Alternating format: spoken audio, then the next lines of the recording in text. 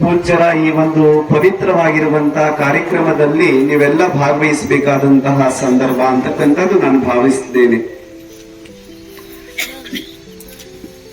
ಉಪನಿಷತ್ತಿನ 3 ಪದಗಳು ಈ ಸಂದರ್ಭದಲ್ಲಿ ಔಚಿತ್ಯ ಅಂತ ನಾನು ಭಾವಿಸ್ಕೊಂಡಿದ್ದೇನೆ.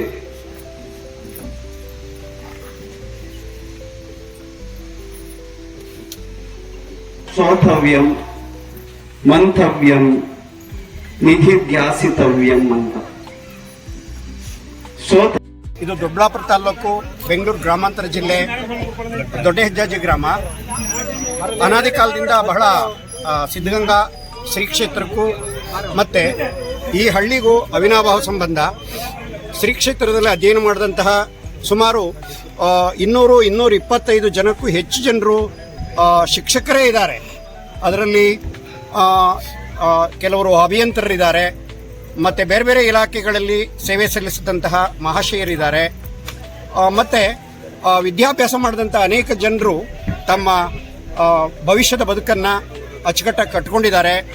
ಇವತ್ತು ಈ ಗ್ರಾಮ ಬೆಳವಣಿಗೆ ಆಗಬೇಕಾದ್ರೆ ಮತ್ತು ಪ್ರಗತಿ ಕಾಣಬೇಕಾದ್ರೆ ಸಿದ್ಧಗಂಗಾ ಮಠ ಒಂದು ರೀತಿ ಪರೋಕ್ಷವಾಗಿ ನಮಗೆಲ್ಲರಿಗೂ ಸಹಾಯ ಮತ್ತು ಸಹಕಾರವನ್ನು ನೀಡಿದೆ ಅಂತಲೇ ಹೇಳಬೇಕು.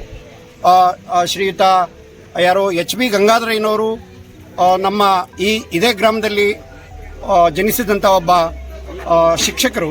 ಅವರು ಸಿದ್ಧಗಂಗಾ ಡಿ.ಎಡ್ ಕಾಲೇಜಿನ ಪ್ರಾಂಶುಪಾಲರಾಗಿ ಸುಮಾರು ವರ್ಷಗಳ ಕಾಲ ಇದ್ದರು.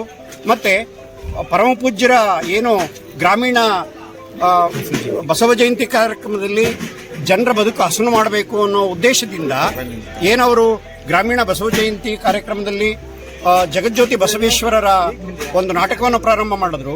ಅದರಲ್ಲಿ ಅತ್ಯಂತ ಯಶಸ್ವಿಯಾಗಿ ಬಿಜ್ಜಳನ ಪಾತ್ರವನ್ನು ಅಚ್ಚುಕಟ್ಟಾಗಿ ನಿರ್ವಹಿಸಿ ಗ್ರಾಮೀಣ ಜನರ ಕಲಾಸಕ್ತರ ಪಾತ್ರಕ್ಕೆ ಅವರು ಕೃಪೆಗೆ ಪಾತ್ರರಾಗಿದ್ದಾರೆ.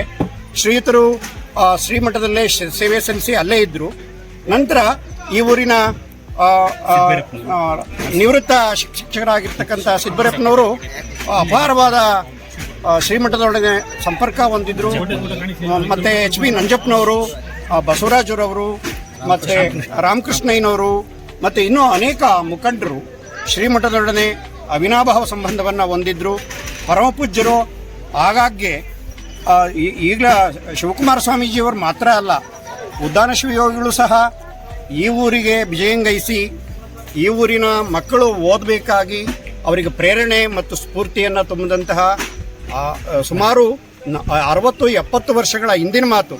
ಅವರು ಸಹ ಈ ಊರಿನ ಬಗ್ಗೆ ಗ್ರಾಮದ ಬಗ್ಗೆ ತುಂಬ ಅಭಿಮಾನವನ್ನು ಹೊಂದಿದ್ರು. ಅದೇ ಥರ ಪರಮಪೂಜ್ಯ ಡಾಕ್ಟರ್ ಶ್ರೀ ಶಿವಕುಮಾರ ಮಹಾಸ್ವಾಮೀಜಿಯವರು ಸಹ ಈ ಊರಿನ ಅನೇಕ ಜನರು, ಶಿಕ್ಷಕರು ವಿದ್ಯಾವಂತರಾಗೋದಕ್ಕೆ ಬಹಳ ಪ್ರೇರಣೆ ಮತ್ತು ಸ್ಫೂರ್ತಿಯನ್ನು ನೀಡಿದರು. ಆ ನಿಟ್ಟಿನೊಳಗಡೆ ಇವತ್ತು ಈ ಗ್ರಾಮ ಇಷ್ಟೆಲ್ಲ ಬೆಳೆದಿದೆ, ಪ್ರಗತಿ ಹೊಂದಿದೆ. ಮತ್ತು ಈ ನಮ್ಮ ದೊಡ್ಡಬಳ್ಳಾಪುರ ತಾಲ್ಲೂಕಿನಲ್ಲಿ ವಿಶೇಷವಾದ ಒಂದು ಹೆಸರಿದೆ ಅನ್ನೋದಕ್ಕೆ ಕಾರಣ ಪರಮಪೂಜ್ಯರು ಪರೋಕ್ಷವಾಗಿ ಕಾರಣ ಅಂತ ಒಂದು ನಂಬಿಕೆ ಮತ್ತು ವಿಶ್ವಾಸ ನಮ್ಮಲ್ಲಿದೆ. ಎಲ್ಲ ಇವತ್ತಿಗೂ ಸಹ ಆ ಜನರೆಲ್ಲರೂ ಇರ್ರೆಸ್ಪೆಕ್ಟಿವ್ ಆಫ್ ಕ್ಯಾಸ್ಟ್, ಯಾವುದೇ ಜನಾಂಗ ಇರ್ಬೋದು ಅಥವಾ ಧರ್ಮ ಇರ್ಬೋದು, ಅವರೆಲ್ಲರೂ ಸಹ ವಿಶೇಷವಾದ ಕಾಳಜಿಯನ್ನು, ಭಕ್ತಿಯನ್ನು, ಅಭಿಮಾನವನ್ನು, ಪ್ರೀತಿಯನ್ನು ಜನರು ಹೊಂದಿದ್ದಾರೆ. ಪರಮಪೂಜ್ಯರು ಅದೇ ಥರ ಈ ಒಂದು ಗ್ರಾಮದ ಬಗ್ಗೆ, ಸುತ್ತಮುತ್ತಲಿನ ಗ್ರಾಮದ ಬಗ್ಗೆ ವಿಶೇಷವಾದ ಅಭಿಮಾನವನ್ನು, ಕಾಳಜಿಯನ್ನು, ಕಳಕಳಿಯನ್ನು ಹೊಂದಿದ್ರು. ಅವರಿಗೆ ಇವತ್ತಿಗೂ ಸಹ ನಾವು ಚಿರಋಣಿಯಾಗಿರ್ತೇವೆ.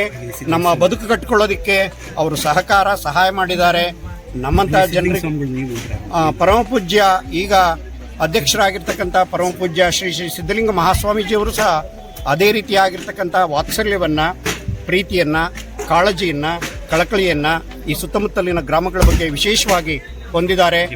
ಅವರ ಕರಕಮಲ ಸಂಜಾತರಾಗಿರ್ತಕ್ಕಂಥ ಪರಮಪೂಜ್ಯ ಶ್ರೀ ಶಿವಸಿದ್ದೇಶ್ವರ ಮಹಾಸ್ವಾಮೀಜಿಯವರು ಈ ಒಂದು ಸಂದರ್ಭದಲ್ಲಿ ಸ್ವಾಮೀಜಿಯವರ ಇವತ್ತು ನಮ್ಮ ಗ್ರಾಮದಲ್ಲಿ 119ನೇ ಜಯಂತ್ಯೋತ್ಸವವನ್ನು ಮತ್ತು ಬಸವ ಜಯಂತಿಯನ್ನು ನಮ್ಮ ಊರಿನಲ್ಲಿ ಆಚರಣೆ ಮಾಡೋದು. ಆ ನಿಟ್ಟಿನೊಳಗಡೆ ಇವತ್ತು ಆ ದಿವ್ಯ ಸಾನ್ನಿಧ್ಯವನ್ನು ಪರಮಪೂಜ್ಯ ಶ್ರೀ ಶಿವಸಿದ್ದೇಶ್ವರ ಮಹಾಸ್ವಾಮೀಜಿಗಳು, ಶ್ರೀ ಸಿದ್ಧಗಂಗಾ ಮಠದ ಕಿರಿಯ ಶ್ರೀಗಳು ಹಾಗೂ ಸ್ಫಟಕಪುರಿ ಮಹಾಕ್ಷೇತ್ರದ ಪರಮಪೂಜ್ಯ ನಂಜಾವಧೂತ ಮಹಾಸ್ವಾಮೀಜಿಯವರು ದಿವ್ಯ ಸಾನ್ನಿಧ್ಯವನ್ನು ವಹಿಸಿ ಕಾರ್ಯಕ್ರಮವನ್ನು ಅದ್ಭುತವಾಗಿ ನಡೆಸಿಕೊಟ್ಟಿದ್ದಾರೆ. ಹಾಗೆಯೇ ನಮ್ಮ ಕ್ಷೇತ್ರದ ಜನಪ್ರಿಯ ಶಾಸಕರಾಗಿರ್ತಕ್ಕಂಥ ಧೀರಜ್ ಮುನ್ರಾಜುರವರು ಶಾಸನಸಭೆಯಲ್ಲಿ ಅತ್ಯಂತ ಕಿರಿಯ ವಯಸ್ಸಿನ ಮತ್ತು ನೇರ ನಡೆನುಡಿಯ ಮತ್ತು ಕೆಲಸಗಾರರಾಗಿರ್ತಕ್ಕಂಥ ಅತ್ಯಂತ ಕ್ರಿಯಾಶೀಲ ವ್ಯಕ್ತಿಯಾಗಿರ್ತಕ್ಕಂಥ ಶ್ರೀಯುತ ಧೀರಜ್ ಮುನ್ರಾಜುರವರು ಈ ಸಭೆಯ ಅಧ್ಯಕ್ಷತೆಯನ್ನು ವಹಿಸಿ ಕಾರ್ಯಕ್ರಮವನ್ನು ಯಶಸ್ವಿಗೊಳಿಸಿದ್ದಾರೆ. ಪರಮಪೂಜ್ಯರಿಗೆ ಮತ್ತು ಎಲ್ಲ ಈ ಕಾರ್ಯಕ್ರಮದಲ್ಲಿ ಭಾಗವಹಿಸಿದಂಥ ಗಣ್ಯರಿಗೆ ಮತ್ತು ಪತ್ರಿಕಾ ಬಾಂಧವರಿಗೆ ಮತ್ತು ಎಲ್ಲ ಊರಿನ ಹಿರಿಯರಿಗೆ, ಗಣ್ಯರಿಗೆ, ಮುಖಂಡರಿಗೆ ನಮಸ್ತಾ ನನ್ನ ಮಾತುಗಳನ್ನು ಮುಗಿಸ್ತಾ ಇದ್ದೀನಿ. ಧನ್ಯವಾದಗಳು.